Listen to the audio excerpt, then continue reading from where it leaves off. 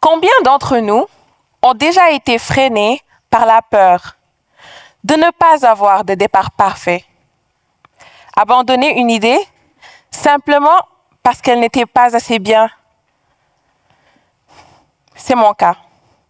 En fait, c'est comme si chaque idée que j'ébauche me paraît incomplète, pas assez ambitieuse, pas assez parfaite. Alors, je planifie, je prévois, je calcule, je perfectionne dans ma tête. Et pendant que je crée ces scénarios sans fin, le temps file en silence et l'action, elle, se fige. Voyez-vous, tout commence très tôt. De cet enfant qui veut faire le plus beau des dessins, mais n'étant jamais satisfait, finit avec une feuille blanche. À cette personne âgée qui, au bout de sa vie, se dit « si seulement j'avais essayé ». En passant par cet adulte qui repousse constamment ses projets, attendant toujours le bon moment, jusqu'à ce que des années soient passées.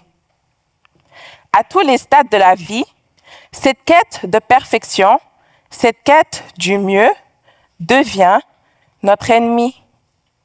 Le mieux est l'ennemi du bien. C'est une locution que nous connaissons tous et qui traverse les siècles.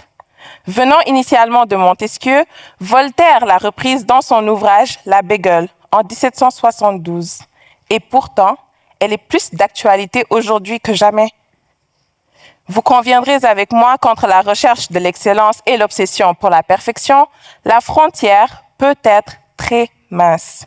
Et même s'il est vrai qu'on nous dit souvent, pour encourager la qualité dans le travail, que ce qui mérite d'être fait mérite d'être bien fait, cela ne veut pas dire qu'il faille poursuivre un idéal insaisissable sans fin. Comme vous le savez, l'innovation ne vient pas de l'attente de la perfection, mais plutôt de l'expérimentation. Imaginons si Marie Curie avait repoussé ses expériences encore et encore, cherchant le protocole sans faille. Ou si Cheikh Anta Diop avait attendu que ses recherches sur l'histoire de l'Afrique soient assez bien acceptées avant d'oser les publier. Si chaque chercheur, chaque auteur, chaque artiste, chaque innovateur s'était dit « ce n'est pas encore assez bien », mais où en serions-nous aujourd'hui? Pensons au mythe d'Icare, qui nous montre parfaitement comment notre obsession pour le dépassement de soi peut nous consumer.